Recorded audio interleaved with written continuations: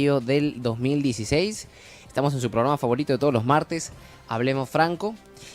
Antes que nada, decirles que el día de hoy vamos a tener un programa surtido. Vamos a hablar un poco sobre la Asociación de Fomento de la Infraestructura Nacional AFIN, un evento al que fui en coordinación también con la Contraloría General de la República. Vamos a entrevistar a Eric Kecklin, que es conductor de un programa en Canal 11 de RBC. Y también vamos a entrevistar a Nicolasa, la abuelita más pícara y viva, chispada de la televisión el evento nacional, al que fui hoy día con que era un evento de la AFIN, que es la Asociación de Fomento de la Infraestructura Nacional, y en coordinación con la Contraloría General de la República. El evento se llamaba Efectividad de la Inversión Pública Regional y Local 2009-2014. Los panelistas fueron Fuad Curi, el Contralor General de la República, Milagros Maraví, que es del estudio Rubio, Leguía y Norman, que ella representaba la visión del sector privado. Fue Milton Bonges, el ex ministro de Vivienda, trayendo la voz del Gonzalo Prialé, que es el presidente de la AFIN. ¿Qué reflexiones tuve al final? De la disertación de Fuad Curi me quedó bien claro que la brecha infraestructura al final es, la manera de calcularla es, nosotros nos comparamos el Perú con cuánto invierten en infraestructura algunos países de la Alianza del Pacífico, de la OECD, algunos países asiáticos. Así que si ellos invierten y nosotros no, ahí la brecha de infraestructura se va empleando. Otra manera de calcular la brecha de infraestructura es cuántos soles nosotros vamos a tener que invertir en infraestructura para acompañar el crecimiento del PBI. Bueno, la mala noticia es que Fuad Curi decía que la brecha en infraestructura en sectores estratégicos, o sea, como transportes, agua, saneamiento, educación, salud, no se va a cerrar para el 2021. Y que en un escenario optimista se cerraría en el 2002, en el 2022, en un moderado en el 2023 y en un pesimista en el 2024. Milagros Maraví también dijo cosas bien interesantes, evidentemente desde una perspectiva del sector privado, y dijo que el enfoque en las soluciones para las contrataciones públicas no debería ser normativo, o sea, no es necesario dar más leyes. Y es verdad, yo soy graduado de Derecho y este gobierno, por ejemplo, ha cambiado la ley de contrataciones con el Estado. O sea, cada 5 años entra un gobierno que quiere cambiar todas las reglas del juego y al final eso entorpece la actividad del sector privado. Entonces, en su enfoque, un enfoque con el cual yo estoy de acuerdo, la solución no debería ser normativa, sino debería ser ejecutiva. Además, el Poder Ejecutivo debe hacer eso, ejecutar, debe gestionar. Eso es lo que decía Milagros Maraví.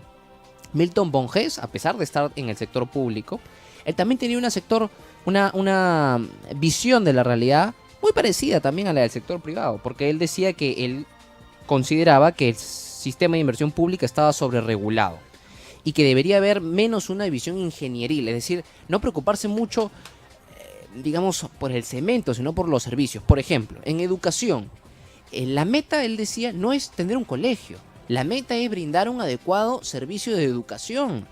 Eso es el enfoque. La meta no es tener un hospital, la meta es que la población en su conjunto pueda tener un mejor servicio de salud, que pueda al final poder atenderse ahí con seguridad y con todas las facilidades del caso. Gonzalo Prialé, al final de la disertación, hizo un diagnóstico y después puso al debate una serie de soluciones que él proponía, ¿no?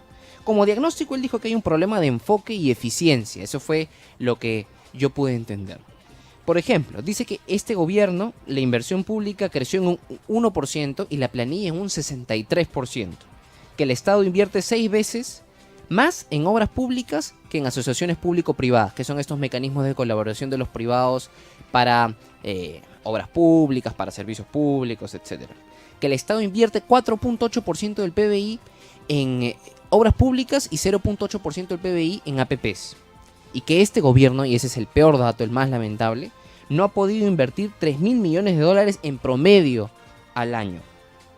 Es decir, si yo les recito este sinfín de cifras, pueden parecer muy frías, pero a la larga se traducen en algo muy concreto, ¿no? Y es que si es que uno invierte al final en infraestructura, uno expande los mercados, uno facilita el comercio, uno hace que la gente pueda al final transportar sus productos de manera más fácil, se pueden acercar familias. ¿Por qué? Porque las distancias se acortan. Es por eso que invertir en infraestructura es muy importante y está muy ligado al desarrollo.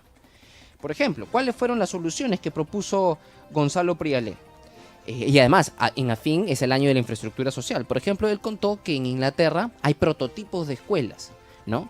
Y dijo, imagínense si eso se trae aquí al Perú. Hay un prototipo de escuela para la costa, un prototipo para la sierra y un prototipo para la selva.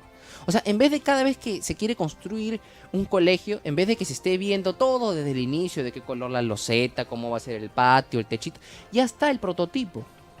Por eso al final va a ser mucho más ágil la construcción. Y si el sector privado puede colaborar en la construcción, en brindar el servicio, y también utilizando el mecanismo de obras por impuestos, todo va a ser mucho más ágil.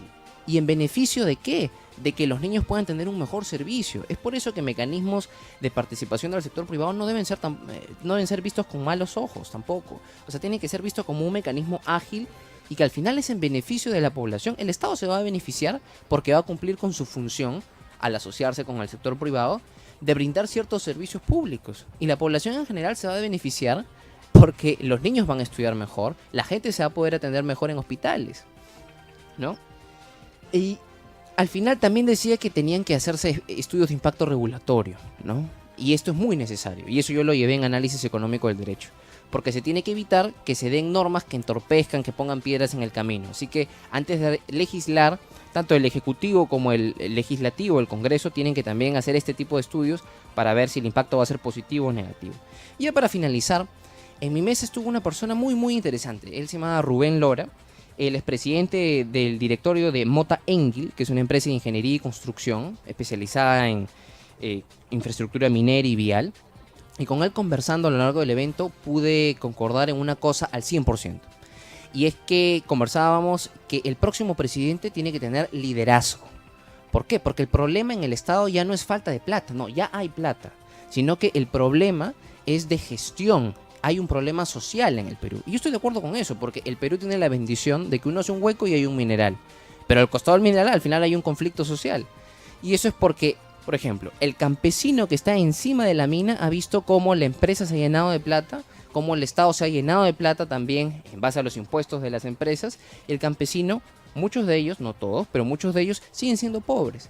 Es por eso, y ya para cerrar esta parte del programa, que ya se debe empezar, y hay que aprovechar en esta segunda vuelta, a debatir fórmulas como el canon comunal, que proponía por ejemplo Alan García, o el adelanto social, que proponía PPK, o incluso también debatir por qué no el derecho de propiedad también debería incluir el subsuelo, para fomentar la paz social, por ejemplo, puede ser una fórmula. Esto tiene que ser fruto de un amplio debate de políticos, empresarios, de la sociedad civil, de la administración pública, de las comunidades. Se tiene que generar consenso en torno a la solución. Bueno, y esos han sido mis comentarios acerca del evento al que pude asistir hoy día en la mañana, realizado por AFIN y por la Contraloría General de la República. Vamos a ir a un corte comercial.